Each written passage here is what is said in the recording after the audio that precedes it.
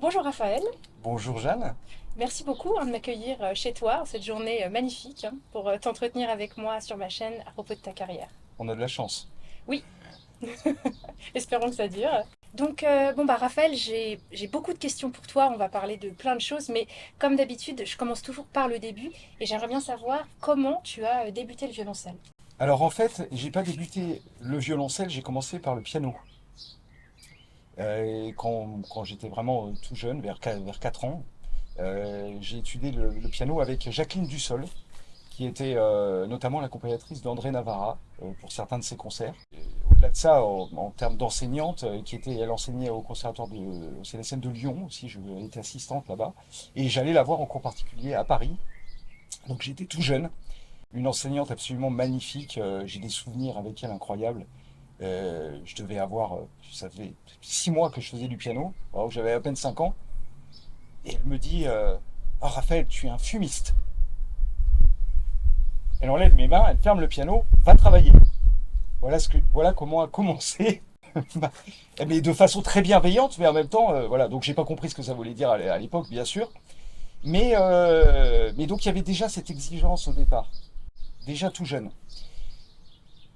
Cette expérience que je décris, elle n'était pas du tout traumatisante. Parce qu'il y a la façon, ce qu'on le dit et la façon dont on le dit. Si je parle de ça, c'est parce qu'on va voir que tout au long de ce qui a été ma formation, j'ai été toujours très, très marqué, très influencé par à la fois beaucoup de bienveillance et énormément d'exigence. Tous les professeurs que j'ai eu la chance de rencontrer tout au long de ma formation euh, ont joué, entre guillemets, sur ces deux jambes, sur ces deux piliers. Voilà, donc ça a commencé comme ça. Il faut savoir aussi que je viens d'une famille de musiciens, par ma branche maternelle notamment. J'avais une grand-mère qui était violoniste, formidable violoniste qui m'a apporté énormément, qui a enseigné depuis l'âge de, je pense qu'elle devait avoir 11 ou 12 ans, donc avant-guerre, avant la Deuxième Guerre mondiale. Et elle me donnait cours, elle en avait 92 ans. Voilà donc quelqu'un qui a enseigné près de 80 ans, qui était une formidable violoniste, qui est rentrée au conservatoire de Paris quand elle avait 11 ans, je crois, qui a été reçue au concours. Et puis sa maman est tombée malade, c'est l'époque, bon, elle habitait à l'époque à Avignon. Elle a été obligée de soutenir un petit peu sa famille et d'être présente. Donc elle n'a pas pu monter à Paris. Mais elle avait été reçue au concours et elle avait créé un orchestre à Avignon. Elle dirigeait aussi. Et elle donnait des cours de violon à Orange, là où elle habitait, à côté d'Avignon. Et voilà, ça c'est des souvenirs très forts parce que c'était une personnalité qui m'a énormément marqué, à la fois humainement mais artistiquement aussi. Et de la même façon d'ailleurs en termes d'exigence et de bienveillance, bien sûr, c'était ma grand-mère. Et donc, s'est installé très vite une sorte de naturel. Souvent, comme tu peux le faire là, on me demande mais comment es-tu venu à la musique? Non, je suis pas venu à la musique. La musique est venue à moi. La pratique d'un instrument, mais la musique plus généralement, parce que j'allais aussi évidemment beaucoup au concert, c'était mon environnement naturel. Elle était déjà là en fait. Exactement, j'étais comme un poisson dans l'eau. Et on n'a pas dû mettre le poisson dans l'eau alors qu'il était hors de l'eau, c'était tout à fait naturel pour moi. Et donc, qu'est-ce qu'il s'est passé? Eh bien, je devais avoir 6 ans, et puis ça devait être à Noël ou quelque chose comme ça. Il y avait un violoncelle dans un coin, un petit violoncelle. J'ai dit, c'est quoi ce petit violoncelle? Il est plus petit que le tien, papa. Ah oui, bah tiens, jette un œil, regarde. Ou alors, j'interprète un peu la chose, mais ça devait être à peu près comme ça. Ah, regarde dans le coin, ouais, il joue un peu. Regarde, regarde. Puis moi, je l'avais vu jouer déjà depuis 3 4 ans, 5 ans. Je voyais des jeux que je savais déjà un archet, que c'était dans la main droite, bon, etc. Un peu comme ça, hein. Et donc j'ai commencé à jouer du violoncelle. Mais parallèlement, je continuais aussi le piano parce que j'étais avancé déjà, parce que je travaillais quand même beaucoup. J'avais pratiquement 2 heures de cours particuliers par semaine avec cette personne, Mais c'est Jacqueline beaucoup. Dussol. Donc je la voyais beaucoup. Et je prenais des cours de solfège avec un professeur extraordinaire aussi qui s'appelait Jacqueline Lequin, bien connue des élèves du CNSM, puisqu'elle a enseigné plus de 40 ans, je crois, au CNSM de Paris. C'était une figure de ce qu'on appelait à l'époque le solfège. Et J'en parlerai ensuite, mais c'est extrêmement important ce qui est arrivé aussi avec Jacqueline Lequin dans ma formation. En tout cas, donc j'ai commencé le violoncelle, donc avec initié par mon père, tout simplement. Et puis donc ensuite, les choses se sont. J'ai passé quelques mois au conservatoire du 10e arrondissement avec un violoncelliste qui s'appelle Guy Bénard, qui était professeur. Il était soliste à l'Orchestre de Paris. Donc c'est pas ton père qui t'a donné des cours de violoncelle au début? Si, il m'a initié. Oh d'accord, Mais assez rapidement, il m'a mis dans les mains d'accord. d'autres personnes. Alors là, avec Guy Bénard, j'ai appris les bases. Ah, vraiment voilà, les fondamentaux de la technique du violoncelle. Et puis, au bout de quelques mois, il s'est produit une chose. J'étais dans la voiture avec ma mère et je lui dis, je devais avoir alors 9 ans, 10 ans maximum. J'étais très intéressé par l'aéronautique. Je lui ai dit, maman, ça me plairait beaucoup d'être pilote d'avion. Et puis, la semaine d'après, je me retrouvais chez Alain Meunier, en cours particulier. Qu'est-ce qui s'est passé à ce moment-là dans l'esprit de mes parents quand je disais la musique est naturelle? Oui, mais j'ai été aussi très incité. C'est ça que je veux dire. J'ai été très incité, de façon implicite sans doute, parce que jamais a été évoqué le fait que je serais violoncelliste professionnel, même si, ou pianiste en l'occurrence, ou violoncelliste, mais la chose était implicite en fait, probablement dans l'esprit des gens qui m'entouraient. J'ai rencontré Alain qui en fait a formé très peu d'élèves violoncellistes réellement. Il a été surtout professeur de musique de chambre, Alain, à la fois au CNSM de Lyon, au CNSM de Paris. Quelqu'un qui a connu énormément de musiciens, mais qui n'avait pas d'élèves réellement de violoncelle. Donc j'étais un petit peu son élève, un peu unique en quelque sorte. Voilà, j'étais presque le seul. Sauf erreur de ma part, je crois que c'était à peu près ça la situation. Et il se trouve qu'Alain donc m'a pris vraiment en main, m'a vraiment donné là ce que m'a apporté ce que je suis aujourd'hui en tant que violoncelliste, enfin dans ces lignes principales en fait. Ça se situe entre donc 10 et 14 ans. Mais t'avais pas du coup de pratique d'ensemble, d'orchestre, Non, d'accord. en effet. C'était très intense sur le Oui, violoncelle particulier. oui. Et parallèlement, je prenais ces cours de solfège avec Jacqueline Lequin.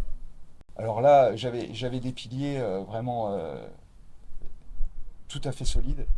Je me rappelle, j'allais chez Jacqueline Lequin, rue Rainoir, à Paris, dans le 16e, et j'y allais toujours avec mon violoncelle. Alors évidemment, c'était assez simple, j'étais tout seul avec elle. Donc je pouvais venir avec mon violoncelle, et notamment en rythme, euh, tous les exercices de rythme, je les jouais au violoncelle, Ah oui. par exemple. Ça, c'était vraiment tout à fait utile, euh, puisque même des choses, au fur et à mesure où on avançait, dans les livres très traditionnels sur lesquels elle travaillait, assez vite on est venu aux valeurs ajoutées en solfège, et tout ça je le faisais au violoncelle. Quand je suis arrivé dans mes premières expériences, par exemple avec l'ensemble intercontemporain, là je venais de rentrer au conservatoire. Euh, Qu'est-ce qui se passe? Concert, je me souviens comme si c'était hier. Cité de la musique, Pierre Boulez qui dirigeait. Une pièce de Brian Ferneyhough, qui est bien connu pour écrire des choses très complexes, très touffues, beaucoup d'indications. C'est très difficile. J'étais vraiment très jeune. Je venais de rentrer au conservatoire. Donc une quinzaine d'années. Et je remplaçais au pied levé. Je suis arrivé à la Générale le matin, pour le concert le soir. Moi, là, c'est juste de la chance que j'ai eue. En réalité, j'en ai parfaitement conscience depuis longtemps que ce que j'ai appris au solfège, notamment, m'a servi absolument pour ce genre d'activité, notamment en musique contemporaine. Notamment en musique contemporaine. Voilà, j'arrive, j'ai 14 ans maintenant, on est à cet âge-là. Je pousse la porte du conservatoire rue de Madrid pour passer le concours. Je ne sais même pas où est la rue de Madrid, moi, on m'accompagne. J'ai jamais été rue de Madrid. Je croise des, des violoncellistes candidats que je ne connais pas du tout. C'est-à-dire que je ne suis pas dans l'ambiance conservatoire du tout. Mais très à l'aise, voilà, voilà, comme quand on a 14 ans, 15 ans,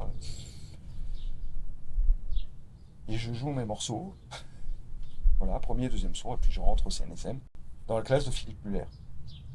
On est en quelle année là? 87. D'accord.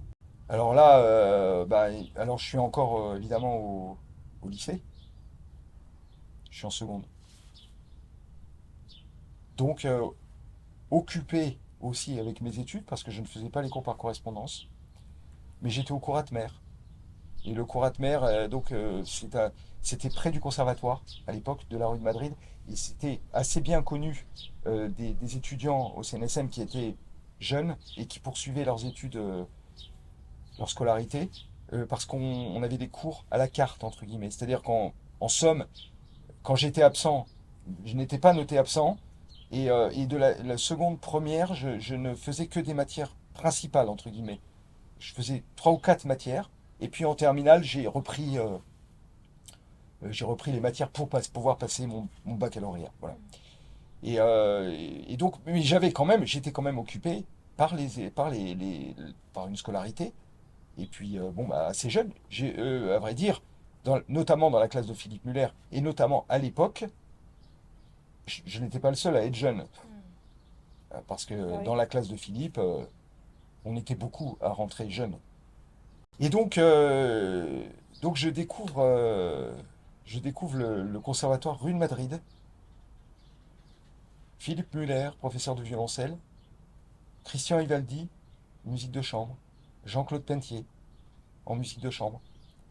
Et si je parle de ces deux personnages en musique de chambre, c'est parce que eux également, encore une chance énorme, m'ont appris énormément de choses. Alors là, on est dans l'artistique, là, réellement. C'est-à-dire, c'était vraiment des cours de musique. Je me souviens notamment de cours, en particulier sur Beethoven, euh, qui m'ont complètement formé de manière définitive. Pour ce qui concerne la classe de Philippe Muller, alors rétrospectivement, ça je m'en suis rendu compte peu à peu, des années après. Il y avait, je crois, une chose vraiment très fondamentale, très essentielle, c'est que le niveau de la classe était très élevé. Et il y avait donc une émulation dans la classe considérable. Bonne ambiance de classe, parce que Philippe Muller, je crois, était très attentif à garder beaucoup d'humilité, à la fois en musique, sur le respect des textes, par exemple. Mais aussi, là, je parle vraiment de la classe entre nous. Parce que chacun, évidemment, avait sa personnalité. Et si je peux oser l'image, c'est un peu comme gérer une équipe de foot où il y a beaucoup d'ego, quand même. Ouais, avec des jeunes gens qui sont très bien formés, qui arrivent au conservatoire et qui jouent déjà formidablement de leur instrument, dans la maîtrise, en tout cas technique. Et j'ai l'impression que Philippe était vraiment un tuteur. Philippe Muller jouait un rôle de tuteur. Faire pousser une plante, on ne tire pas dessus, hein. Hein, on met un tuteur et la plante. Et je pense que dans les recrutements qui étaient effectués au moment des. À l'époque, les professeurs étaient au jury. Oui. Oui. Et je crois que Philippe était très très attentif au moment du recrutement des candidats.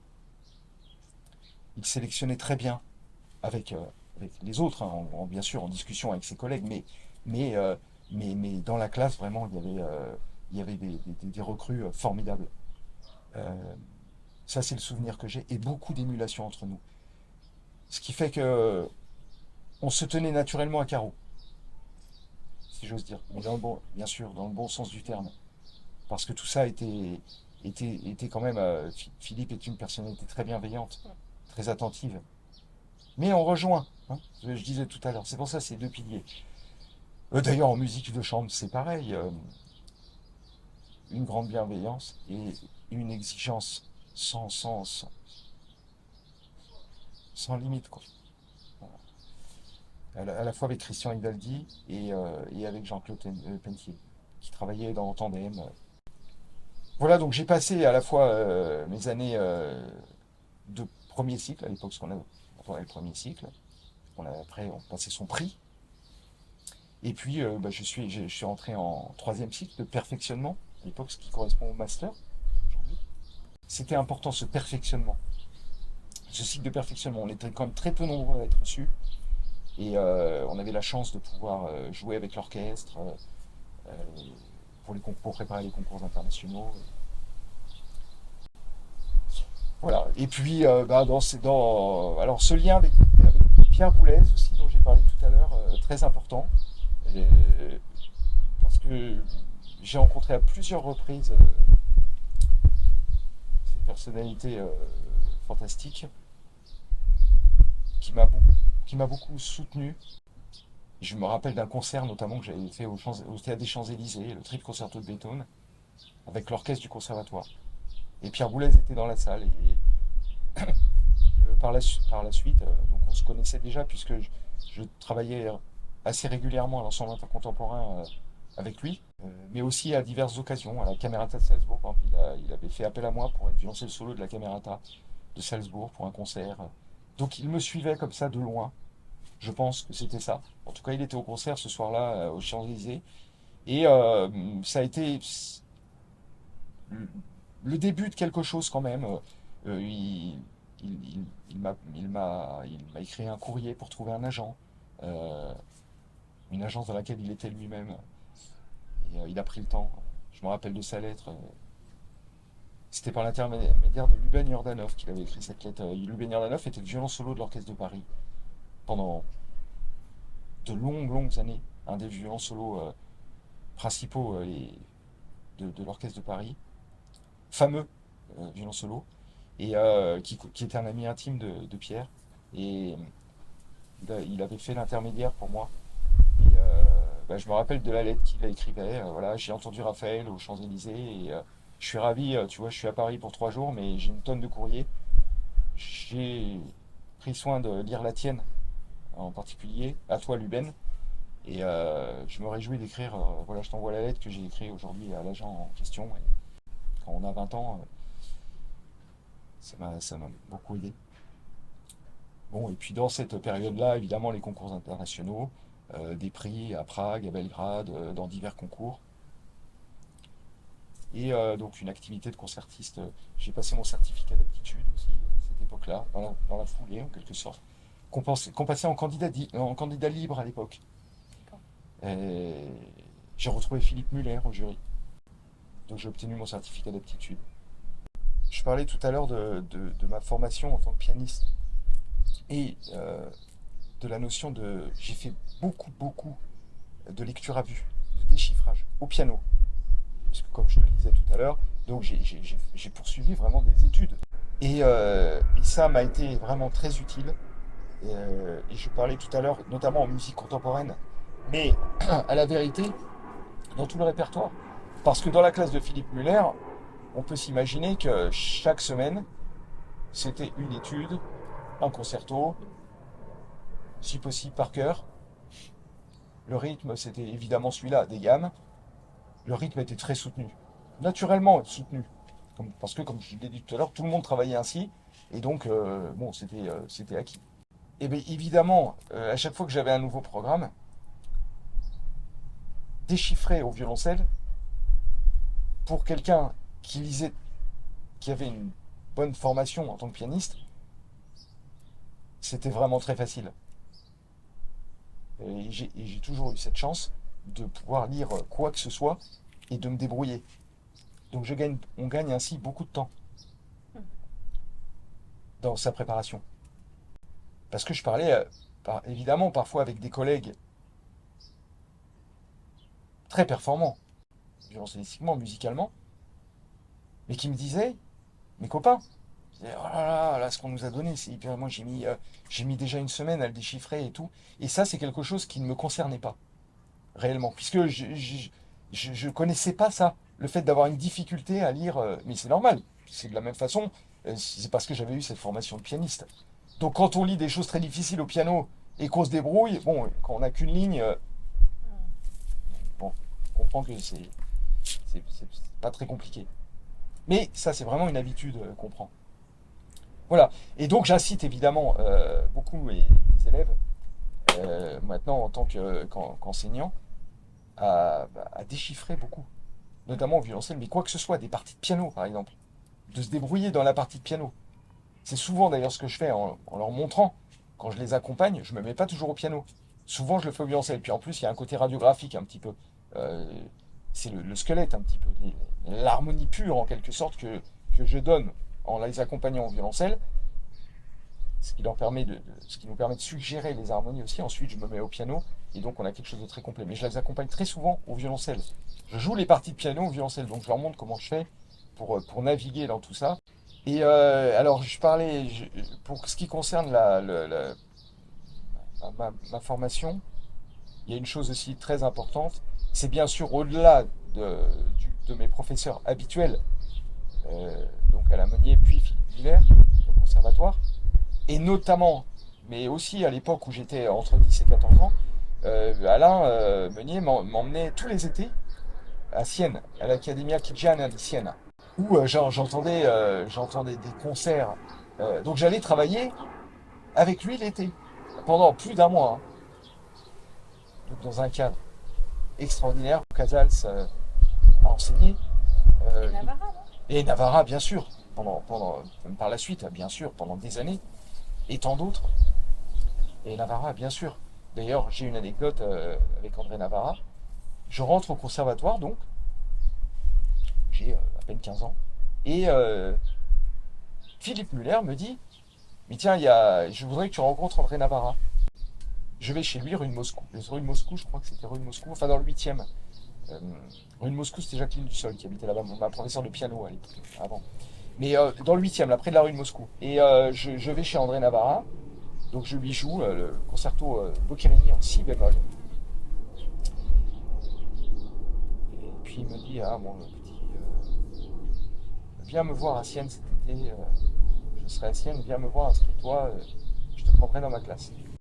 Très bien, j'arrive à Sienne dans l'après-midi. Et puis le soir, j'apprends qu'André Navarra est mort. À Sienne. Il venait d'arriver dans la journée et il est mort le soir ou au petit matin suivant. Enfin, j'apprends en arrivant qu'il est décédé. Et alors, moi je l'avais vu une fois. Je ne l'avais vu qu'une fois. Avant, durant l'année, où il m'avait dit viens à Sienne.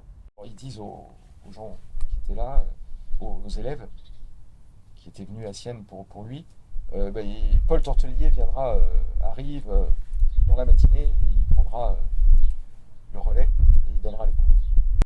Alors si je parle de ça, c'est parce que encore une rencontre incroyable quand on a 15 ans, rencontrer Paul Tortelier, c'est rencontrer un héros en fait. C'est comme pour un adolescent, c'était très marquant. Et alors il organise. Alors il nous fait jouer. Alors il- normalement, on était inscrit, donc tout le monde, quand Navarra m'avait demandé de venir, moi comme les autres, mais on allait participer pendant 15 jours au cours. Mhm. Voilà. Alors Tortelier avait une autre idée, lui. Il s'était mis en tête donc de faire une audition, mais, mais sans nous informer de qu'est-ce qu'il était en train de faire. Il nous fait jouer les uns après les autres, toute la journée. Donc on est là, il y a de toutes les nationalités, hein, jusqu'en Asie. Il y avait des gens qui venaient du Japon pour travailler avec André Navarra, qui se retrouvaient avec Paul Tortelier, à travailler avec Paul Tortelier. Alors il nous fait jouer tout au cours de la journée. Donc, ouais, il y avait quand même près de 40 personnes, hein, Quand 40 élèves. même. Oui, oui, beaucoup de gens. Il y avait aussi peut-être des auditeurs libres là-dedans. Mais enfin, il y avait beaucoup d'élèves. Mais eux qui pensaient qu'ils avaient cours pendant 15 jours. Ouais. Le lendemain matin, mon Paul Tortelier, il arrive, il recommence à faire jouer un certain nombre d'élèves, pas moi, et pas d'autres. On arrive, il est donc là, bah, il est maintenant 13 heures, et il dit à, à cette quinzaine de gens qui ont joué, et notamment au dernier, bah, voilà, tu vois, je t'ai dit un certain nombre de choses, et c'est la raison pour laquelle tu as encore besoin de travailler et que je ne pourrai pas t'enseigner là pendant ce stage. Donc, donc, tu peux bien sûr rester en auditeur libre, mais je ne te donnerai pas de cours de violoncelle plus que. Mais il avait quand même donné des conseils à chacun durant toute la matinée. Il avait donné des vrais cours réduits, mais enfin, il avait donné des conseils principaux à chacun. Bon, alors donc ouf pour nous, bah, ceux qui n'avaient pas joué, et il l'a dit d'ailleurs, ceux qui n'ont pas joué aujourd'hui, bah, je les vois à partir de demain, et on fait le stage. Voilà. Et puis moi, bah, j'ai commencé à prendre mes cours. Deux anecdotes, je jouais le final du premier concerto de Saint-Saëns. Je joue le trait.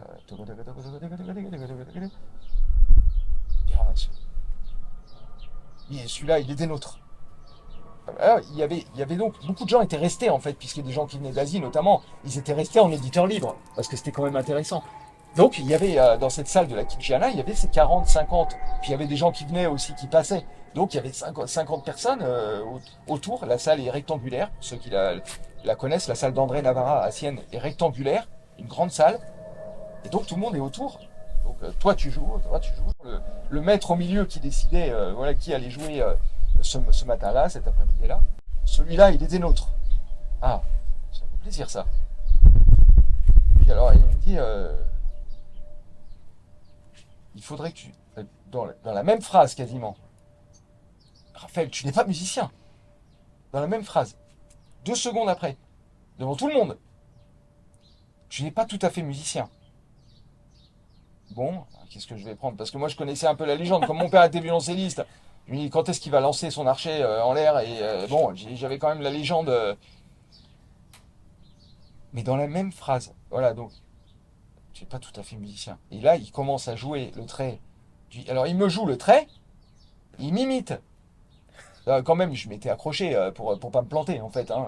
Bon, Tortelier en face, je voulais pas me planter, quoi. Bon, à 15 ans, bon, tout le monde, bon, je faisais attention de pas jouer les notes à côté.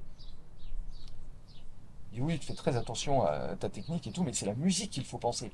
Donc là, il commence à partir dans un discours purement artistique, qui était sans doute formidable, et il joue derrière le trait, magnifiquement, à vrai dire.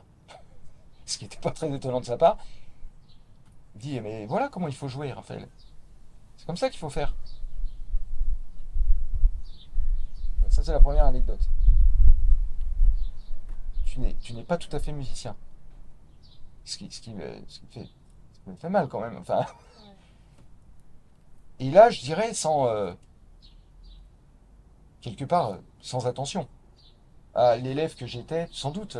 Mais moi, ça me gênait pas parce que, en fait, c'était très intense, tout simplement. Moi, je voyais ça comme ça. Et puis, il venait de dire, il est des nôtres. Bon, quand on te lit, il dit, il est des nôtres, ça fait plaisir, par contre. Et ton père te racontait déjà des anecdotes encore plus intenses, c'est ça? Bah, bien sûr, parce que mon père, L'archet qui... parce que mon père a connu le conservatoire de Paris quand Paul Tortelier était professeur au conservatoire. D'accord. Donc là, des anecdotes, j'en ai entendu, et de tous ses amis à mon père, qui étaient élèves de Paul Tortelier. Waouh. Il serait plus Mais prof aujourd'hui, quoi.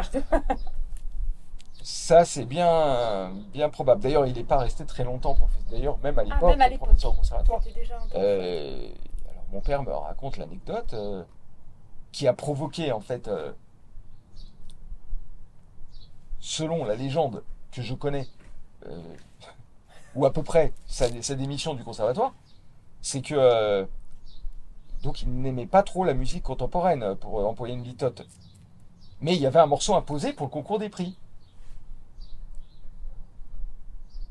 Et alors il rentre dans le bureau de Gallois-Montbrun, et ça c'est Paul Tortelier qui l'a raconté. Oui, je suis arrivé dans le bureau de Gallois-Montbrun, je lui ai dit mais c'est quoi ce saucisson que tu nous as que là qui a imposé pour le prix? C'est tout à fait injouable. Il y avait des effets sans doute, etc. Donc les Ponticelli, etc. Et, regarde, c'est tout à fait injouable. Regarde, je te montre, c'est tout à fait injouable. Et il joue la pièce quasi parfaitement. Gallois-Montbrun lui dit, bah, tu vois Paul, c'est parfaitement jouable, regarde, tu viens de me la jouer là. Donc il n'y a aucun problème. Allez, va faire travailler tes élèves, ça va aller très bien. Évidemment, Paul Tortelier était très vexé de ne pas avoir réussi à faire annuler en fait cette pièce qu'il exécrait.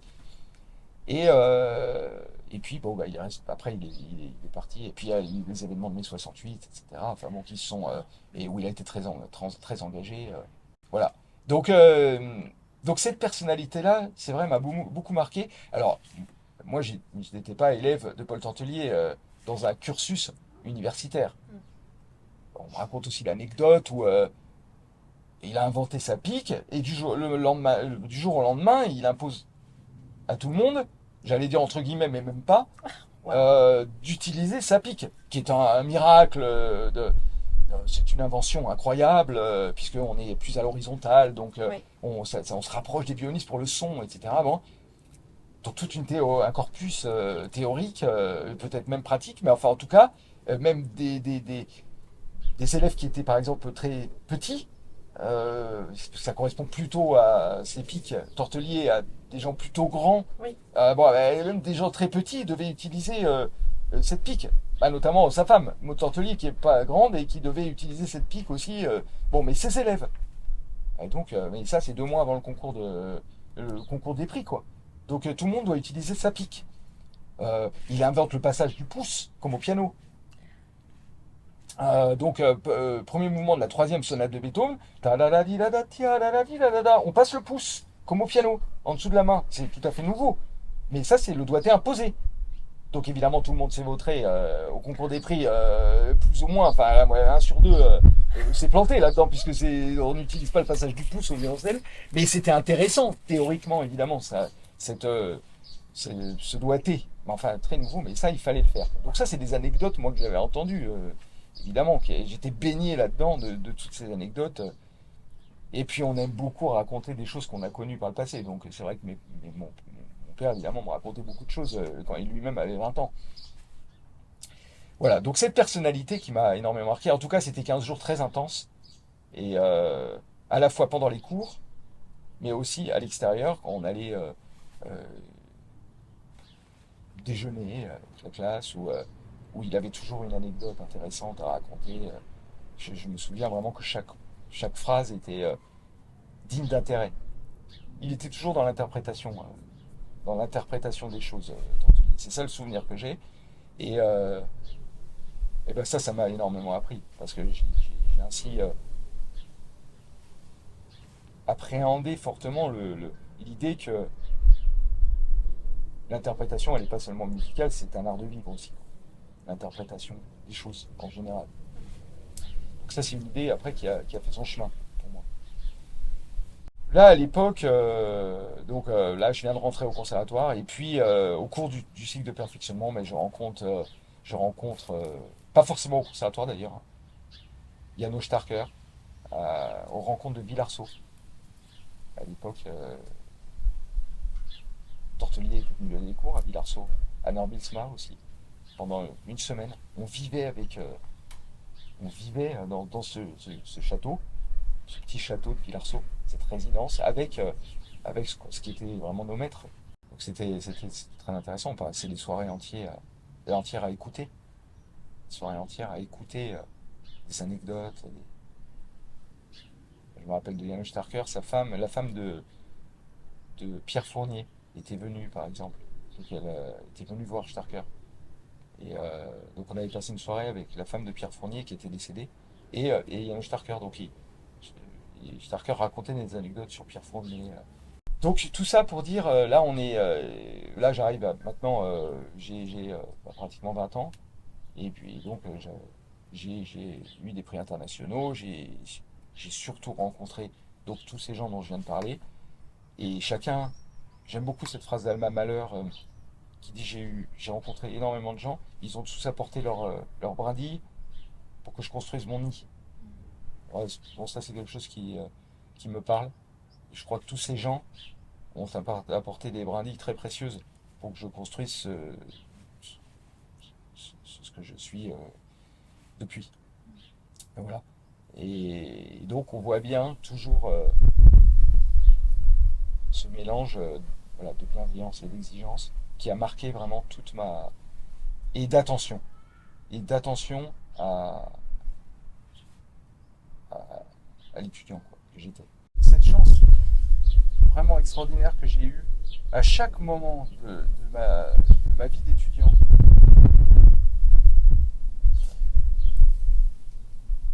c'est de rencontrer des gens extraordinaires. Chacun à leur manière.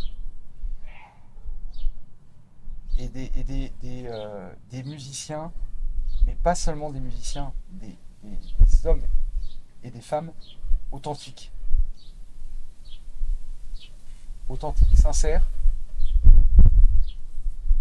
qui étaient vraiment eux-mêmes, dans toutes circonstances.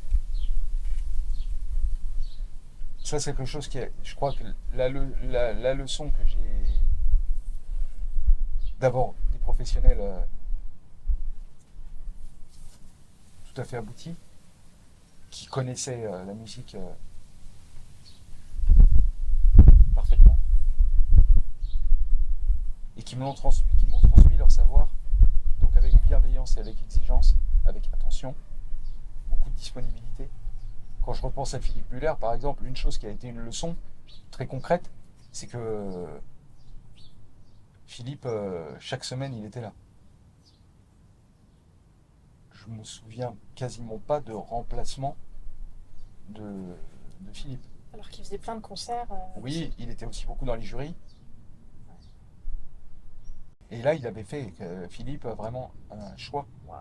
Un choix parce qu'il avait beaucoup de concerts, certes, mais je pense, bon, ça, je ne peux pas parler à sa place, mais je pense quand même enfin, j'en suis sûr, en fait, et c'est pour ça qu'il est devenu le professeur, sans doute, qui a formé tant d'élèves de haut niveau.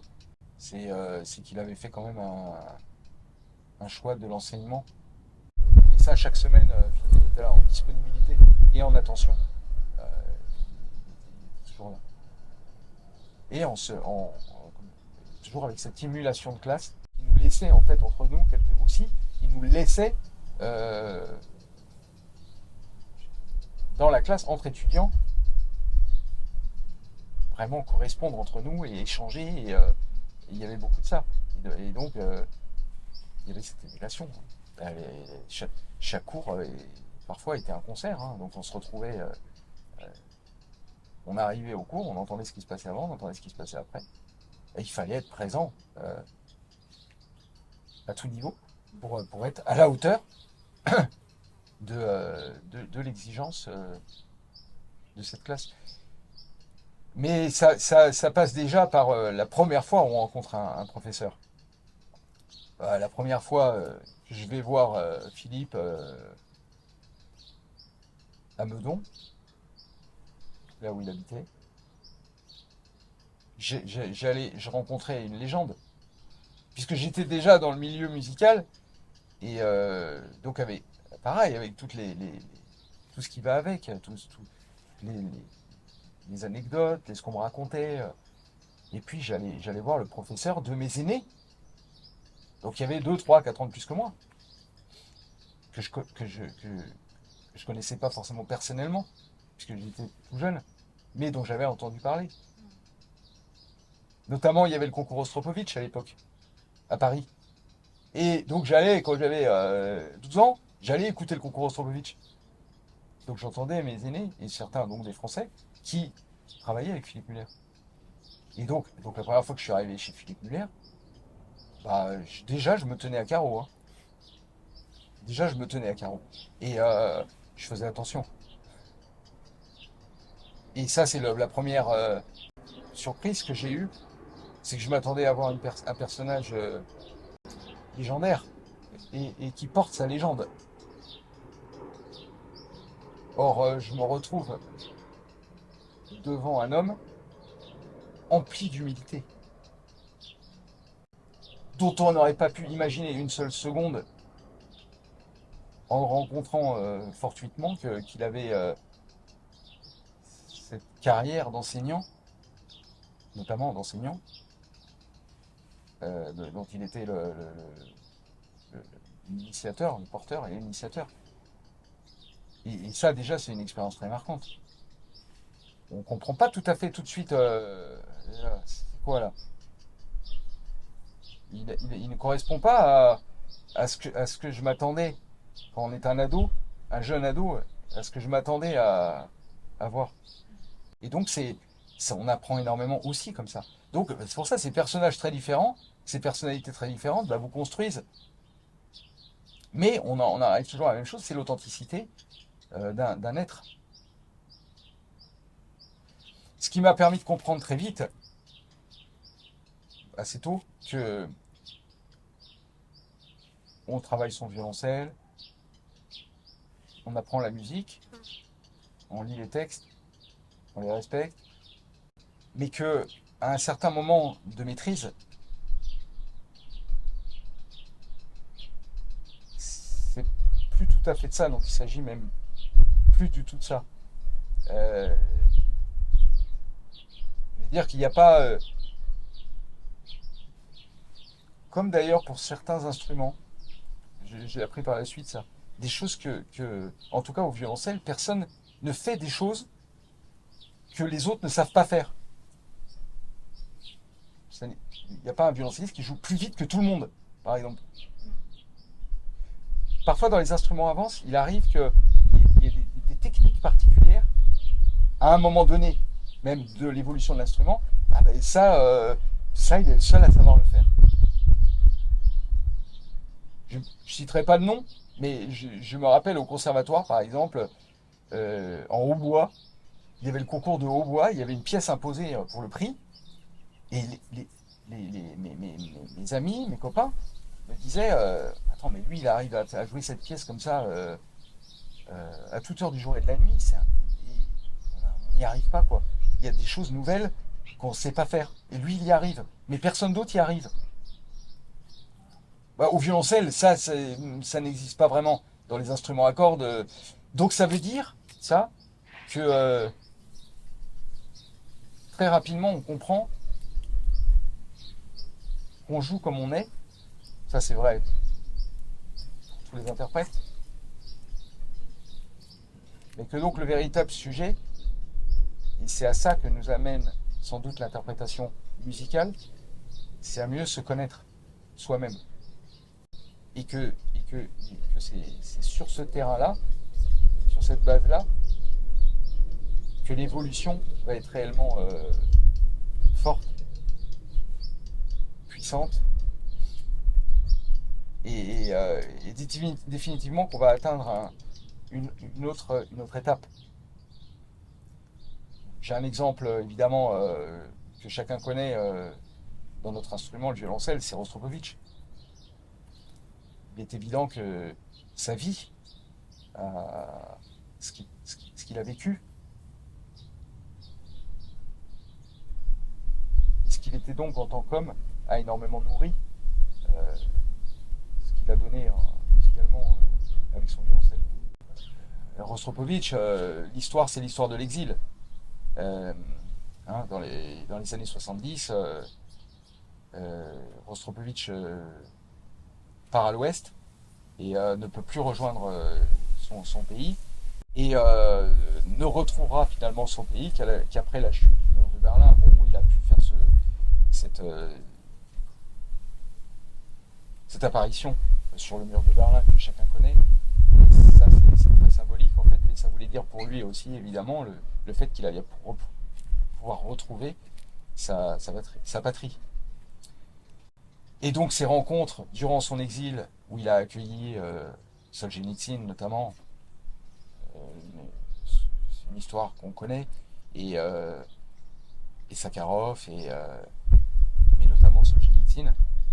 Euh, donc c'est recréé finalement en Occident ce qui est devenu une terre d'exil où, très dense, très riche, et, et qui a fait que son enseignement, par exemple, sa manière évidemment d'interpréter la musique, mais aussi son enseignement, ça veut dire à chaque moment, il relie la musique que l'élève est en train, l'étudiant est en train d'interpréter, un reflet de la vie. Quand il parle notamment de Shostakovich, entre autres, mais tous les compositeurs qu'il a pu. Donc il fait souvent la relation avec, parfois par des images, ça peut être des images aussi assez concrètes, mais souvent c'est beaucoup plus de ce qu'il a vécu, et donc il met dans sa musique. Donc là on est vraiment entre l'être et le faire, on joue comme on est, ça je crois que j'en suis convaincu. On joue comme on est, et donc il s'agit de travailler beaucoup sur ce qu'on est. Mais la musique, c'est bilatéral, enfin, c'est quelque chose qui, c'est un aller-retour permanent en fait. Parce que finalement, qu'est-ce que c'est qu'un interprète? Ce que notre métier, c'est interprète, ni plus ni moins. Enseignant, au moment où on enseigne. Mais là, je parlais sur, dans notre rapport euh, à la musique. L'interprète, qu'est-ce que c'est? Quel est son rôle? Il fait le chemin inverse du compositeur. Le compositeur part d'une page blanche et il matérialise ce qui va devenir son œuvre musicale. L'interprète, lui, part de cette partition. Il doit retrouver jusqu'à l'esprit du compositeur. Non seulement la lettre, mais pas seulement la lettre, l'esprit. Le chemin, c'est le chemin de l'interprétation, à mon sens, c'est celui-là. Ça n'a rien de très original en fait, hein. Sauf que je le formalise là et que il s'agit de ça, selon moi. Notre travail, c'est celui-là. Et on arrive de temps en temps à ce qu'on appelle le moment de grâce. Mais qu'est-ce qu'on appelle le moment de grâce dans l'interprétation? C'est on arrive à presque une, une osmose entre l'esprit de ce qui a été écrit et ce qu'on est en train de jouer. Voilà, là on est au sommet de la pyramide. On est au point euh, convergent, ce qu'on appelle moment de grâce. Mais le moment de grâce peut-être existe, cet état de lévitation un peu où on a l'impression que tout coule de source et donc il y a cette osmose, on ne fait plus qu'un avec bon alors ça n'arrive pas tous les matins, mais quoi qu'il en soit, notre évolution en tant qu'interprète quand même chaque matin quand même on fait un pas quand on suit un chemin qui me semble être celui que j'ai décrit tout à l'heure, c'est-à-dire retrouver, faire le chemin inverse du compositeur, en sachant que ce parcours est semé d'écueils. Parce que la partition qui est écrite, c'est en fait c'est une signalisation, simplement. Ce sont des codes, des clés. Après, il faut ouvrir la porte, faut ouvrir les portes. Mais on a des clés. Par exemple, allegro moderato. D'accord. C'est un allegro, mais c'est modéré. D'accord. Donc on sait un allegro moderato à quoi ça correspond. Mais il y a plein de choses dans une partition, un mouvement métronomique, par exemple, une nuance. Euh, Ça peut aller bien sûr beaucoup plus loin que ça dans la partition, hein. Les intentions, hein, un sforzendo de Beethoven sur un temps faible. On connaît cette intention-là typiquement beethovenienne, etc., etc., etc. Et puis là vient la majeure partie de notre travail, c'est que ce qui est écrit, comme me disait Penderecki, puisque j'ai eu la chance de rencontrer aussi beaucoup de compositeurs vivants, par mes expériences notamment en musique contemporaine. Et Penderecki qui me dit ce que j'ai écrit, C'est à peu près 10% de ce que je vais exprimer. Alors moi j'écoute Penderecki à ce moment-là. Mais je me dis que quelque part, ça doit être un peu une grande ligne pour chaque créateur.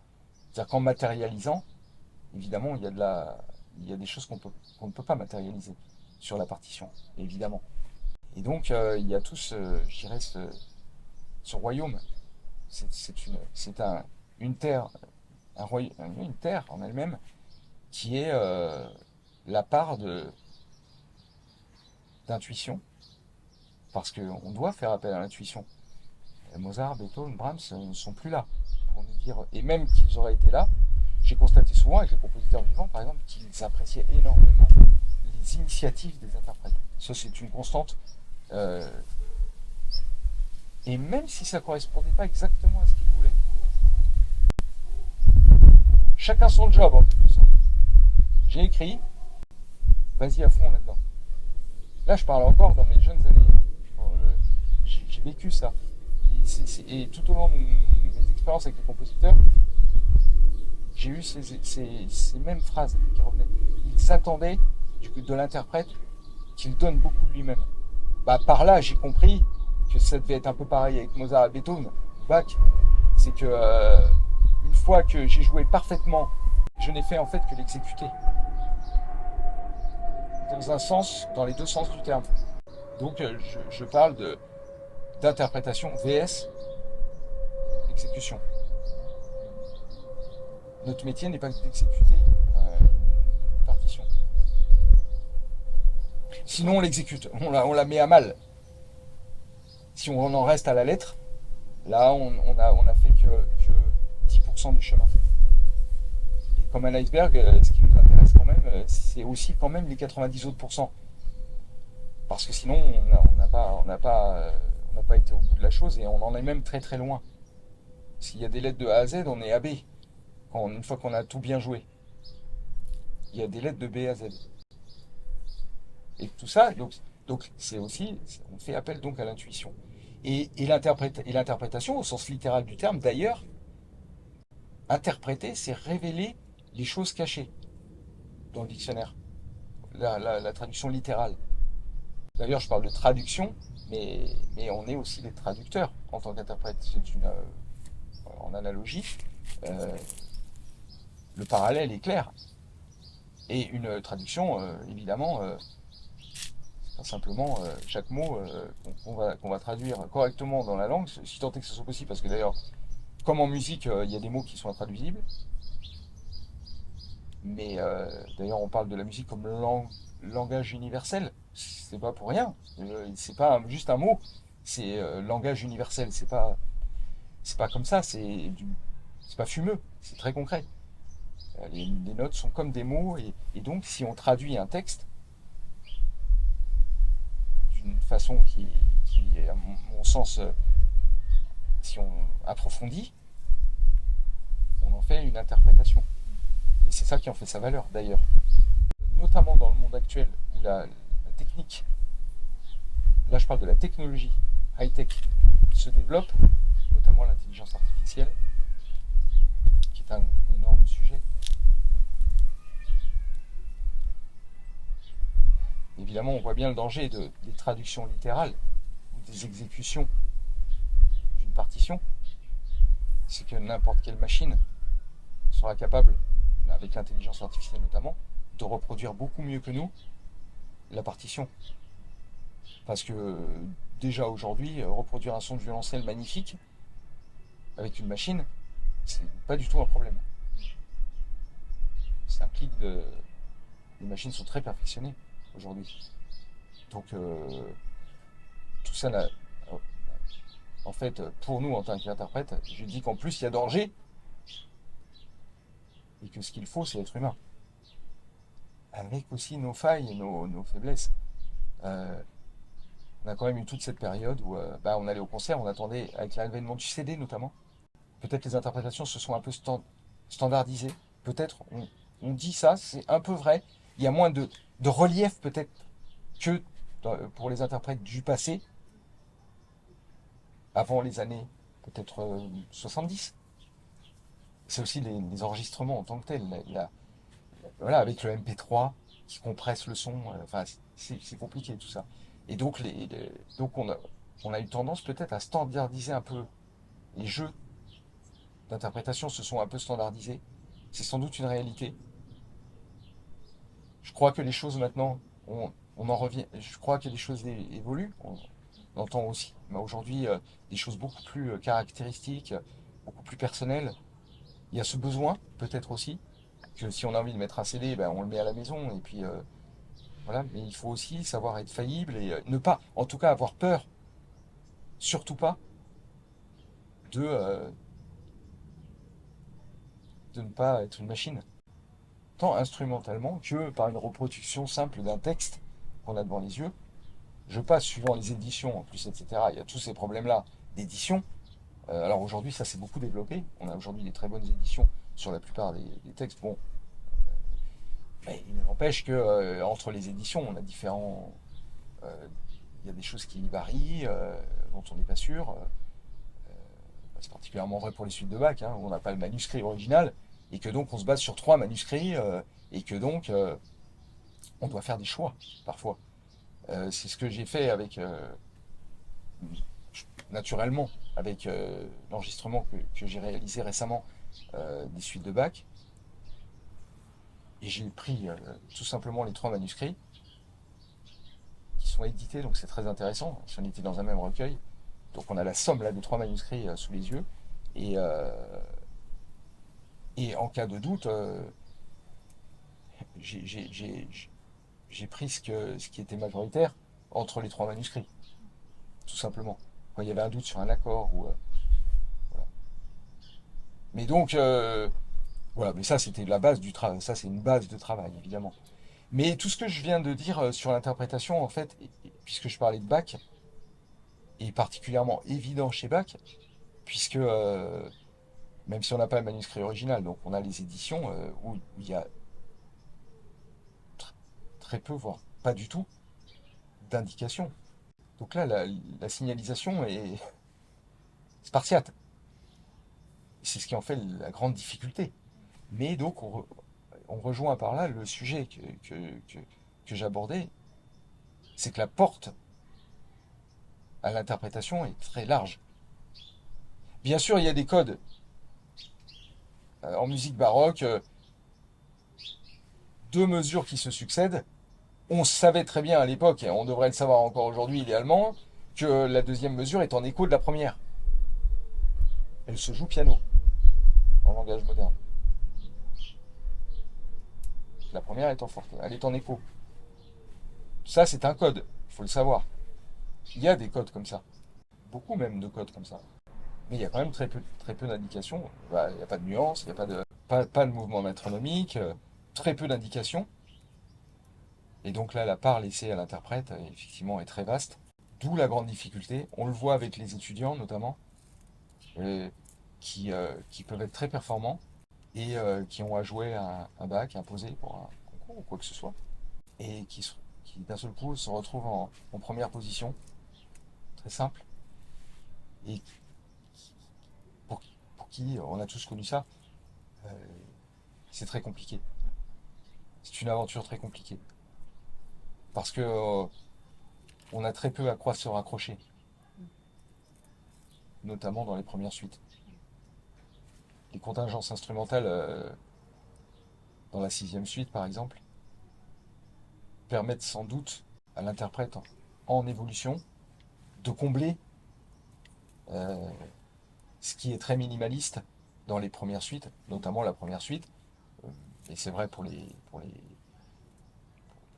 au moins les quatre premières suites, où on est vraiment toujours dans les positions du manche, et donc avec l'impression que est très simple, le maniement de l'archer, alors complexe, parce qu'on utilise l'archer plus sans doute comme un fleuret, il faut que comme une épée, comme romantique, évidemment c'est un fleuret dans Bach. Donc il y a un énorme travail à faire sur l'archet, mais, euh, mais c'est vrai qu'on est sur une expression qui doit rester relativement pure. Et la musique pure,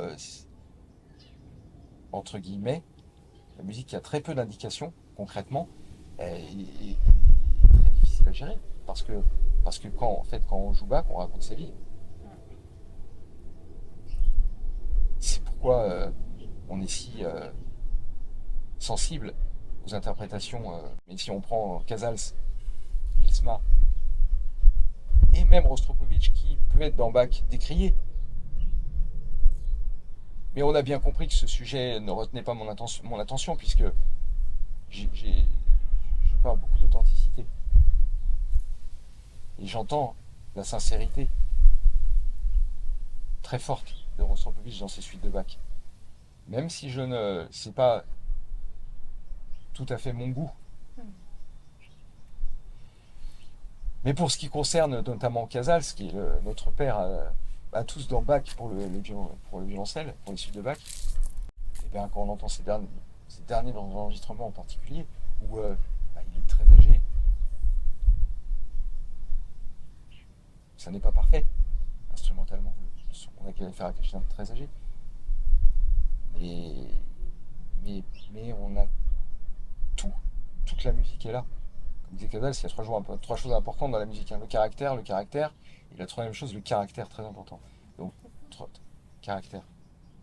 Mais en fait, ce dont je parle depuis tout à l'heure sur l'interprétation, c'est de ça dont je parle, le caractère, avec un grand C, quoi. Et donc avoir du caractère. Alors, dans quelque chose de typiquement humain, on est sur l'être faisant. Et, euh, et, et donc là, quand on entend Casals, ben, on a le symbole de tout ce que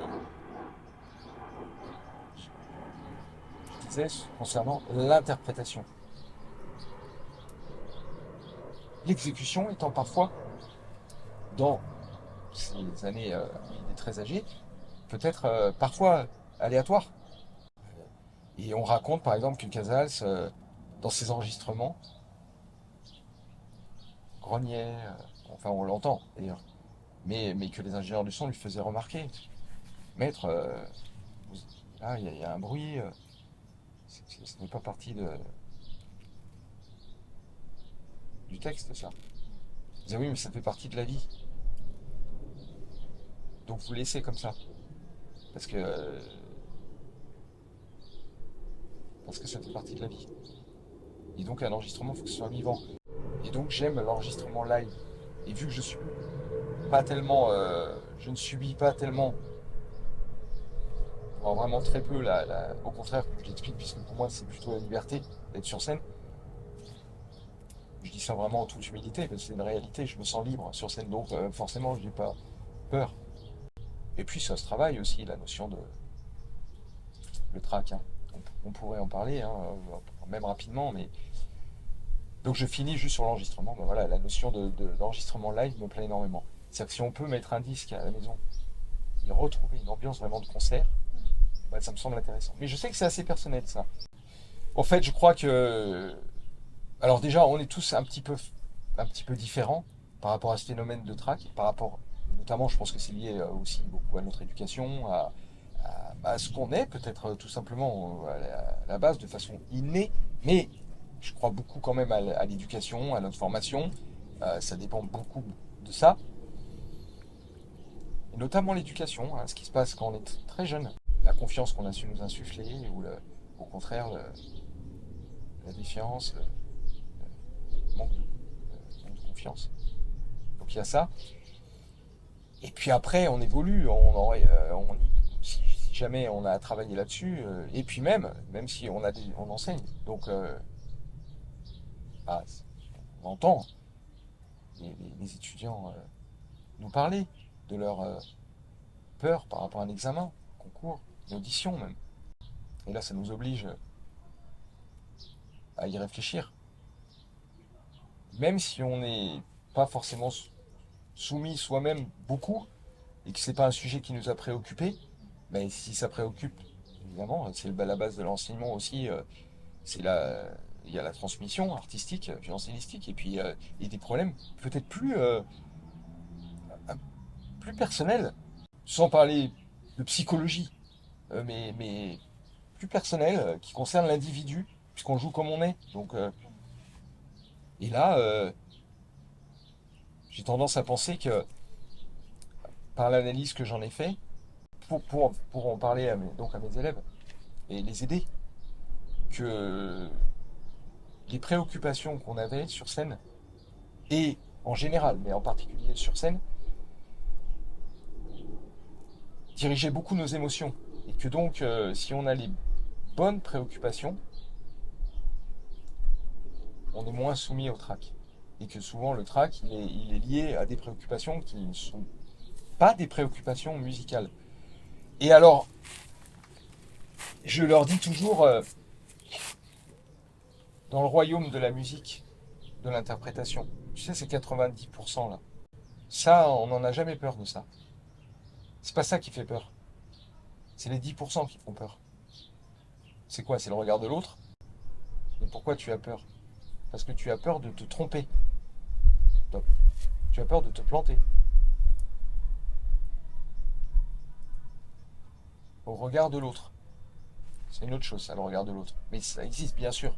Tu as peur de te planter. Mais tu as peur de te tromper de notes. Tu as peur de te tromper concrètement. Parce que le jour où tes préoccupations seront purement artistiques,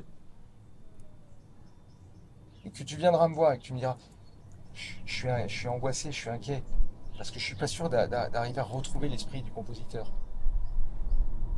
Alors là, je peux dire que c'est même pas la peine de venir me voir, tu seras vraiment un artiste vraiment accompli. Et c'est pas ça qui nous fait peur. Ce qui nous fait peur, c'est de ne pas jouer correctement la partition. Voilà, donc la préoccupation, elle n'est pas là. C'est parce que tes préoccupations vont être artistiques que tu vas être libéré de tout ce stress de te tromper. Parce que se tromper musicalement, dans l'esprit de rejoindre le compositeur, c'est assez subjectif, si on peut dire. Et puis le royaume est très vaste. Donc pas de chance que. Il y a peu de chances que ça t'angoisse vraiment. Parce que ça angoisse vraiment des très très grands interprètes, ça. Ils se comptent sur les doigts d'une seule main dans le siècle, sans doute. Est-ce que je vais arriver à rejoindre l'esprit du compositeur? Si tant est que la question soit celle-là, en fait, elle n'est pas vraiment celle-là en plus. Donc, mais là, c'est juste pour formaliser le propos. Et donc, il faut que nos préoccupations soient les bonnes. Et j'essaye de temps en temps de relier ça à la vie courante, parce que ça aide à comprendre quelques analogies quand même. Euh, Avec ton meilleur ami, tu dois le rencontrer. Est-ce que tu as peur de ne pas dire les bonnes choses, les bons mots, que ta langue va fourcher? Puis ce qui t'intéresse, c'est la relation entre vous deux, avec ton ami, c'est ton meilleur ami, tu vas être là-dessus. Donc les bons moments que vous allez partager. Et pas sur le fait, ah mais comment je vais lui dire bonjour parce que voilà. Donc j'ai fait ces espèces d'analogies qui sont assez simples à comprendre, mais qui sont tout à fait réelles en fait. Et donc j'ai la conviction, pour parler plus généralement, et là plus de l'enseignement, parce que nous on le sait quand on est un professionnel, c'est que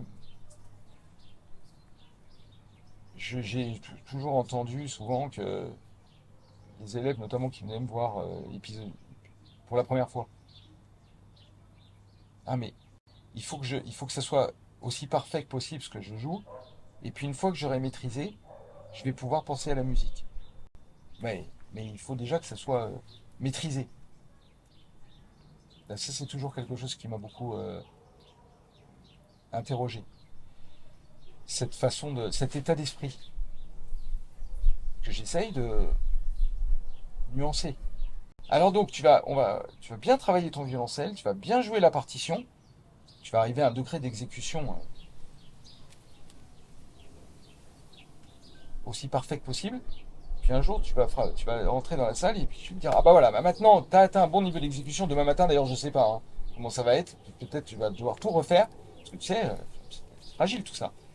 Mais en tout cas, là, je profite du fait que tu maîtrises bien pour. On va parler de musique maintenant. Ça, c'est quelque chose, quelque part, qui me semble assez insensé, en réalité. Ça n'a pas de sens. Donc il se trouve que, évidemment, les œuvres qu'on travaille au fur et à mesure sa formation, elles correspondent à notre évolution artistique aussi, pas seulement violoncellistique. Donc un élève qui a 9 10 ans, qui est en fin de premier cycle, bah, un programme à jouer et il peut s'en faire s'il a travaillé. On peut commencer à avoir, on peut avoir entamé ce travail de qu'est-ce que ça m'inspire ça. Alors on adapte les mots bien sûr à ces âges-là, mais voilà, quelle histoire je veux raconter. Et des histoires ils en entendent depuis longtemps, puis ils sont tout petits idéalement. Hein, donc on sait ce que c'est qu'une histoire, ils le savent aussi à cet âge-là. Et donc voilà, ce préalable me semble très important. Et donc, quand on va travailler lentement, on ne va pas travailler bêtement, simplement les notes. Non, on va gagner beaucoup de temps et surtout beaucoup d'efficacité à travailler lentement, déjà en corrélation avec ce qu'on veut dire. Et donc, oui, on va travailler avec méthode, mais si possible, et c'est possible la plupart du temps, c'est que si on a une note, on n'a pas qu'une note, on a une nuance en dessous. Bon, on va mettre les deux ensemble. Si on travaille très lentement par mesure, on est capable de mettre les deux ensemble. Et en tout cas, avec le caractère que je vais donner, puisque je reviens à la notion de caractère. Et ça, on comprend ce mot et on y travaille, même avec des élèves jeunes. Et voilà, donc travailler toujours avec le caractère. Alors c'est vrai au début de ces études, ça va être plus le caractère qui est écrit sur la partition. Par exemple, par exemple, si tu as un allegro, par exemple, un allegro, donc chaque note que tu vas travailler lentement, tu vas pas la jouer comme si c'était un adagio. Et là, c'est pas la même attaque, voilà. C'est pas la même façon de faire. On joue pas un allegro comme un adagio, la vitesse d'archet, etc. Et donc dans ton travail lent, il faut toujours que tu aies en tête, là je m'adresse du coup là en ce moment à un jeune élève, il faut toujours que tu aies en tête le caractère que tu veux donner, et je précise donc, là en l'occurrence tu vois c'est un allegro. Un allegro, tu sais que c'est une pièce rapide et vive et plutôt joyeuse. Alors, il faut que tu travailles lentement avec le sourire. C'est une pièce joyeuse.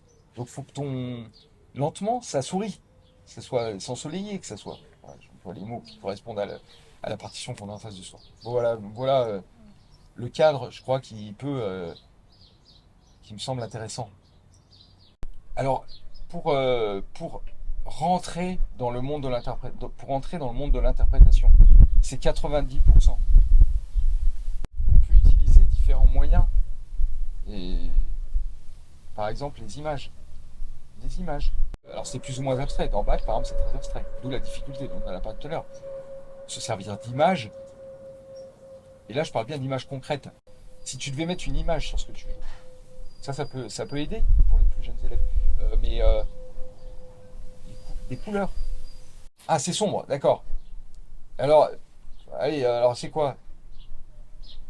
Ah, bah, c'est noir. Alors joue-moi noir. Joue noir. D'accord, là tu me joues noir. Alors maintenant, joue-moi blanc. Là, je prends les deux. Si tu pêches, pêche fortement. Donc vas-y, joue-moi blanc. Je le fais. Déjà la différence n'est pas assez grande en général. Hein. Il y a de l'ambitus. Alors maintenant, joue-moi gris. Alors là, ça commence évidemment à se noyer parce que ça se ressemble trop tout ça. Et alors là, ça me permet de dire, mais tu vois, le caractère, c'est vraiment le caractère. Noir, c'est noir. Noir, alors noir. Donc les couleurs, très important. Et raconter une histoire aussi. Alors tout ça, c'est dans l'enseignement. Parce que à un moment donné, ça a ses limites. Comme disait Dali, le grand peintre, Salvador Dali, je déteste la musique. Au plus haut point. C'est l'art le plus pauvre que je connaisse. Parce que pour dire en musique, ne serait-ce que chérie, le poulet est prêt, même ça en musique, on peut pas le dire. Donc en fait, on peut rien dire. Donc on comprend rien en musique. Alors évidemment, c'est de la provocation qu'il faisait. Mais comme c'était un peintre figuratif, il voulait dire aussi, c'est abstrait la musique, et en fait, l'abstraction, on peut rien dire. C'était de la provocation, parce que dans la phrase juste avant, il disait la musique, c'est ce qu'il y a de plus beau. J'ai d'ailleurs connu Rostropovitch, et on a été les meilleurs amis du monde, et il m'a toujours émerveillé avec son violoncelle. Bon, donc voilà, on est aussi dans le grand du théâtre, dans tout ça, dans quelque chose de très spectaculaire. Mais, mais en tout cas, ce qui reste vrai, c'est que les images ou la matérialisation du sujet musical a ses limites. Et que donc, bah, on va passer ensuite à la lettre D, et puis ainsi de suite, jusqu'à Z, qui est une interprétation la plus proche de l'esprit du compositeur. Voilà. Donc là, j'ai essayé de formaliser un peu tout ça, et c'est plus du domaine de la pédagogie, puisque ça, en tant que professionnel, eh ben, on l'acquiert peu à peu, et puis on connaît le chemin, même si on est loin de la lettre Z, hein, jamais, on touche jamais, c'est comme l'horizon, hein, on le touche jamais. Euh, Bien sûr, parce que quand on a parlé du moment de grâce tout à l'heure, oui, enfin, c'est pas ça qu'on cherche vraiment, du tout. Penser qu'on peut être en osmose avec Mozart, c'est bien orgueilleux, en vérité. Mais même sans y mettre d'adjectif, c'est le chemin qui nous intéresse. C'est le chemin, puisque quelque part, où il va nous emmener, ne nous concerne pas trop. L'essentiel, c'est d'être sur le chemin, quoi. Parce que le but est impalpable en réalité. Qu'est-ce que tu essaies de transmettre le plus souvent à tes élèves quand tu enseignes? Travailler, travailler, travailler, sans relâche, lentement, le plus intelligemment possible. Ça veut dire, dans notre domaine, le plus intelligemment, ça veut dire avec le plus de caractère possible et le plus de sens artistique possible. Ce propos-là, je l'adapte évidemment à l'élève que j'ai en face de moi. Et évidemment, j'ai la chance quand même euh, d'avoir d'avoir des élèves rapides intellectuellement. Mais est-ce que c'est un échange aussi? Donc peut-être euh, les chats font pas des chiens, les chiens font pas des chats, j'en sais rien. Il y a un échange qui se crée et que toujours en cours, il y a beaucoup d'énergie, je crois, dans les cours que je donne. Cette notion d'énergie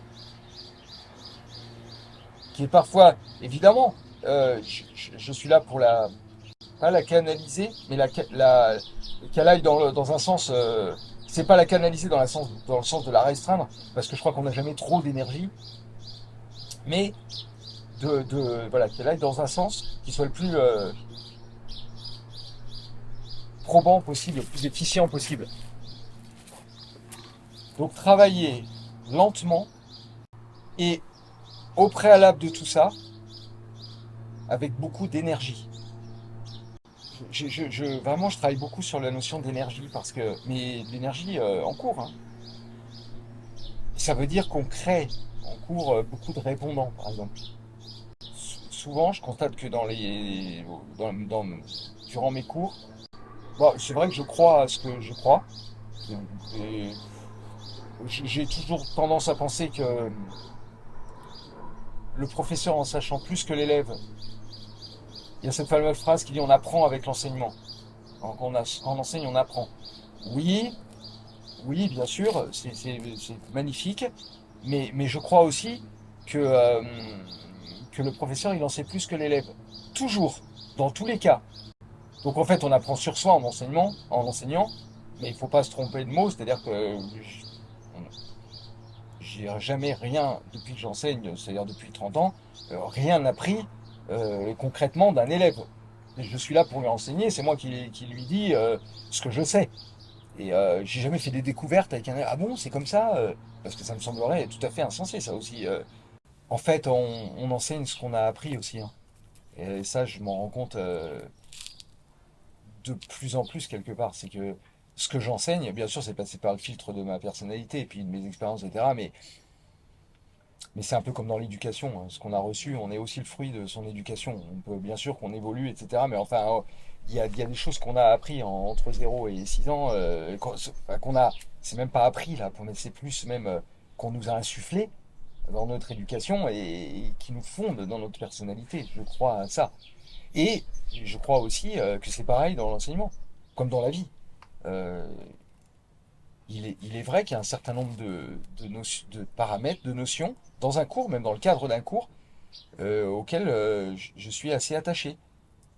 Par exemple, un cours, c'est pas un débat. C'est pas une discussion tranquille. On n'est pas au café du coin où on échangerait des idées.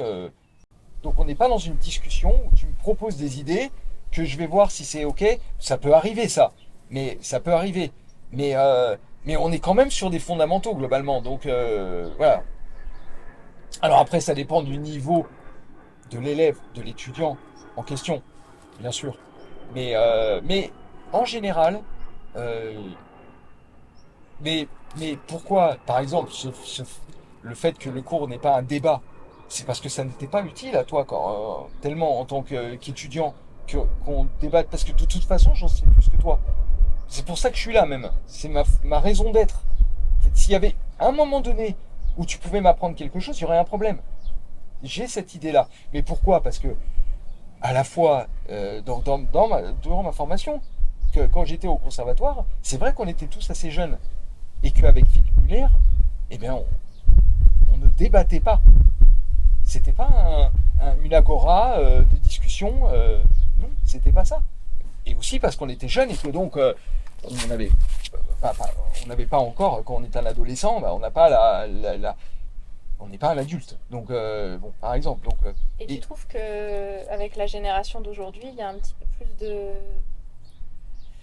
souhait de débat en cours par rapport à la génération quand toi t'as appris, peut-être un peu. ouais, c'est possible, c'est possible. Mais ça dépend comment on conduit le cours. Ouais, Beaucoup quand même. Et tu laisses passer arriver. quand on a des élèves qui sont rapides, qui ont, quand je dis du répondant, parce que ça c'est très important en cours, mais ça correspond à l'énergie aussi, hein, dont je parlais tout à l'heure.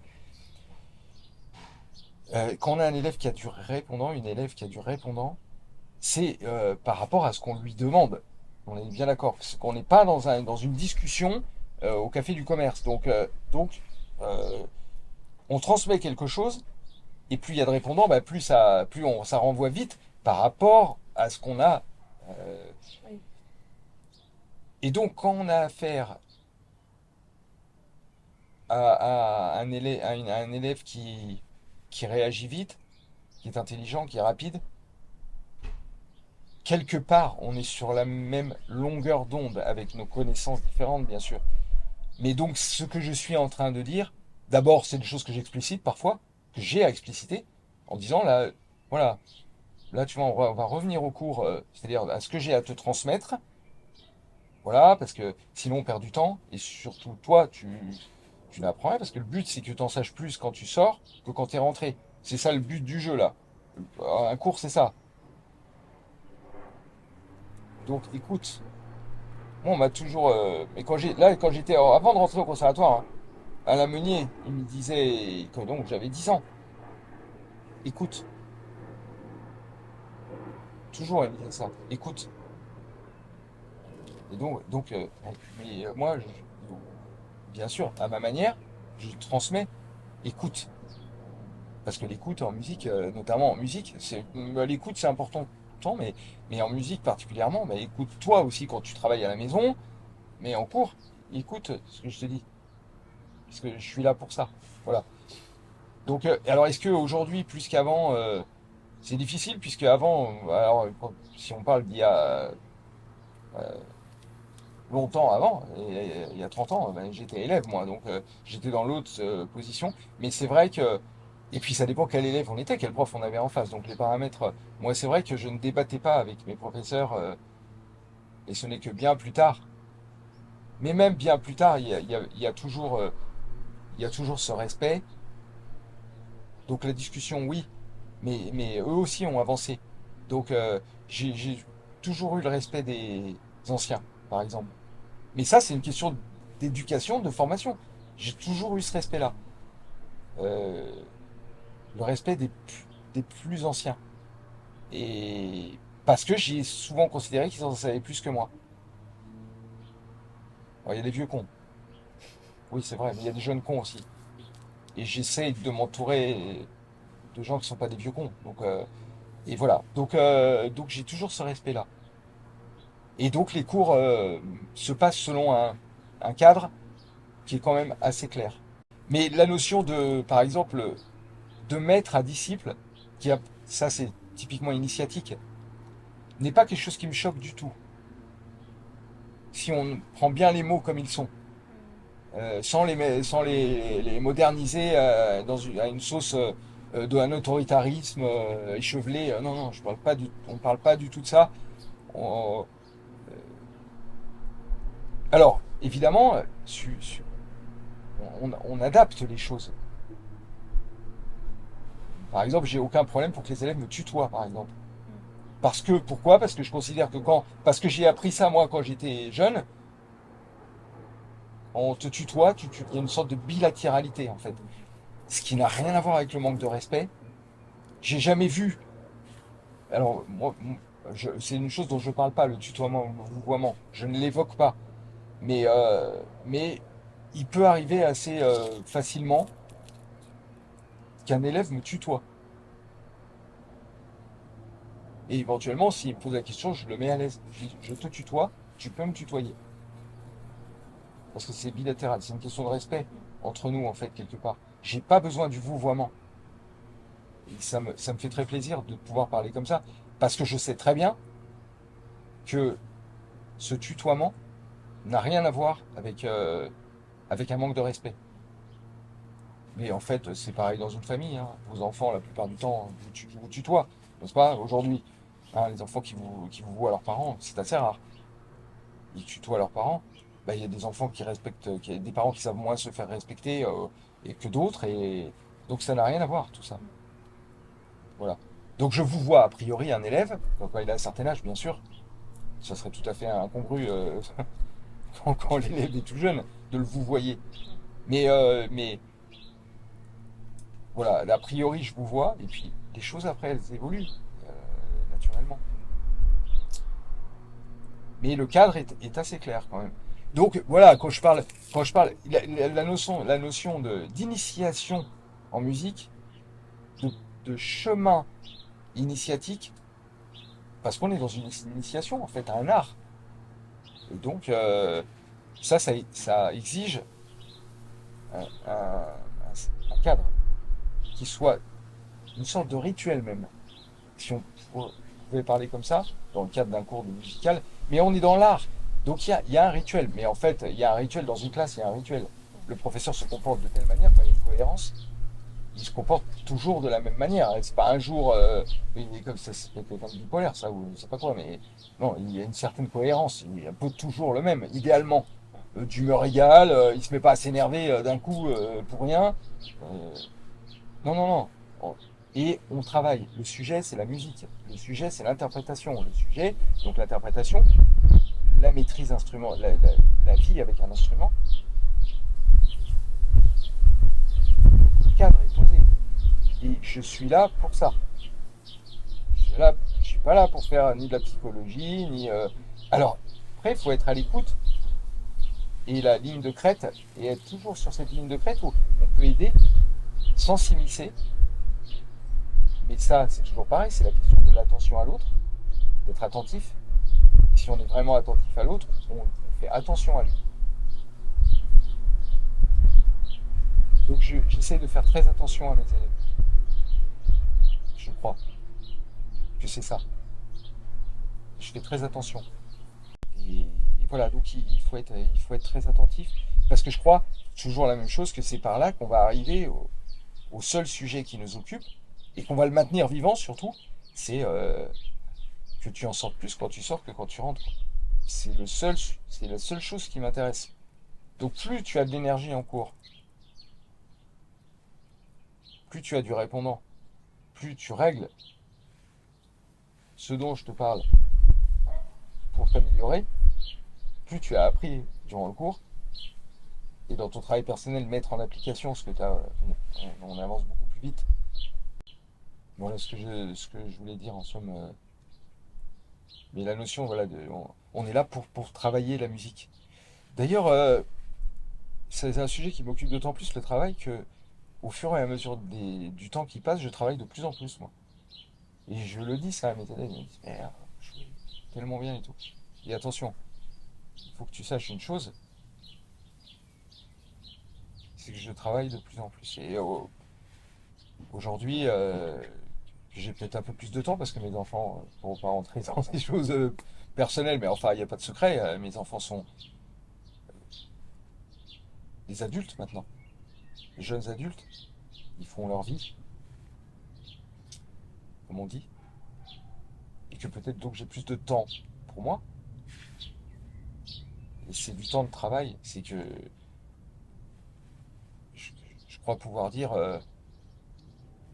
et ma femme vous en dirait encore plus à ce sujet, et que c'est peut-être parfois un peu lourd. C'est que en dehors de mes activités de concert et de cours et d'enseignement, je peux dire que je travaille vraiment constamment. Parfois très tard la nuit. Et plus j'avance en âge, plus je travaille et plus je prends plaisir à travailler. Voilà, voilà, donc ça me conforte dans cette idée de du travail, quoi. Et qui demande de l'énergie, bien sûr. Mais, euh, mais voilà, avec ce maximum d'intelligence dans le sens qu'on donne au mot travail, mais ça veut dire au sens qu'on donne, à quoi on veut arriver, c'est-à-dire se fixer un point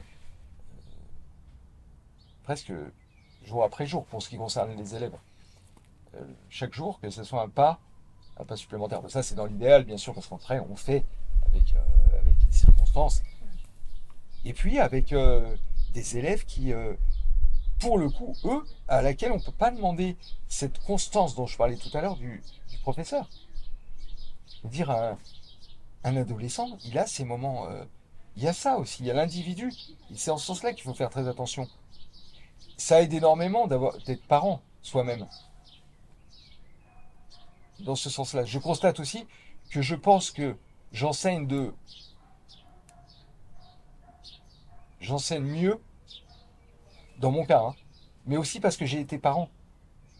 Euh, donc, euh, donc, alors là, je parle des âges, simplement pas les enfants ont fait de la musique, mais comme je l'ai dit tout à l'heure, je leur ai pas enseigné la musique moi-même. Je leur ai fait écouter beaucoup de musique, ça c'est très important. Ce sont deux mélomanes aujourd'hui, mes deux enfants, deux mélomanes réellement, qui connaissent vraiment bien la musique. Mais, euh, mais quand on a un élève adolescent, par exemple, on sait très bien comment ça se passe. Et d'autant plus qu'on l'a vécu chez soi. On l'a vécu. Beaucoup de parents d'élèves, par exemple, de mes élèves, sont plus jeunes que moi, par exemple, aujourd'hui. Il faut que j'en ai conscience de ça. Ça passe par des prises de conscience quand même. En tout cas, ces adolescents, ils passent par des phases qui sont très, très mouvantes. Et donc, il faut faire avec ça. On ne peut pas exiger d'un élève une constance tout au long de l'année. Non, ça, c'est dans le monde, dans un monde irréel, et peut-être même pas souhaitable d'ailleurs. Il y a des étapes dans la vie. Donc, nous, on a, et là, on rentre pas dans la, c'est juste connaître comment un individu à tel moment de sa vie peut fonctionner, etc. Employer les bons mots aussi, c'est très important. Le choix des mots, le moment où on les dit. Il y a des moments où c'est pas la peine. Le moment de la journée aussi, quand ils ont leur cours. Là, suivant si c'est le matin, l'après-midi, le soir, ils sont pas dans le même état. Et donc, nous, il faut, idéalement, parce qu'on n'est pas parfait non plus, enfin, on essaye de tendre vers un maximum de professionnalisme quand même, de faire attention à tout ça. Et c'est ça qui permet d'avoir ce cadre et que l'élève évolue le mieux possible. Voilà. Mais à la base de tout ça, je répète, il y a selon moi l'énergie vitale, quelque part, que l'élève met à la fois quand il est en cours et quand il est évidemment chez lui dans son travail personnel. Ça, c'est le préalable en quelque sorte à toute action. S'il y a une forme de nonchalance, on peut dans ces conditions pas arriver très loin dans son évolution artistique. Voilà, Bah, merci beaucoup. on a fait le tour. Merci. Bah, je pense qu'on a C'est fait le bien tour. parce qu'on a évité les écueils, euh, enfin l'écueil. Je pense qu'on a pu élargir le champ tout en restant précis. Ouais, Et c'était c'était parfait. important. Ah, mais c'était super intéressant, c'est très très inspirant. Tout ce que tu nous as partagé, vraiment un grand merci. Merci Jeanne à toi. Et puis, si je peux me permettre, je voulais vraiment te féliciter, en toute humilité, mais aussi te remercier pour cette somme que tu es en train de- d'interview et puis ta chaîne en ligne, ton école en ligne, et qui s'enrichit quasiment toutes les, tous les jours de nouvelles interviews. Et tu vois, quand tu m'as appelé quand tu m'as contacté pour cette interview, moi j'ai de nombreux collègues qui sont passés entre tes micros. Et sans hésiter, bien sûr, j'étais vraiment heureux d'enrichir ce corpus que tu es en train de créer et qui va faire, qui va rester, je crois, qui existe. Et en plus, avec les enregistrements, on a de la chance, c'est des choses, des matériaux qui restent valables Mm. et existants pendant longtemps. Ça va être extrêmement utile pour aujourd'hui et pour demain. Et ça, vraiment, c'est assez unique ce que tu fais, je crois pouvoir dire ça. Et c'est génial, quoi. Bah Voilà. merci, ça me touche beaucoup. Mais en tout cas, aujourd'hui, c'est vraiment toi qui nous as vraiment tout partagé et tout donné. Quant à vous, si vous avez des questions, des commentaires, n'hésitez pas à les laisser sous cette vidéo parce que Raphaël ou moi serons ravis de vous répondre. À bientôt!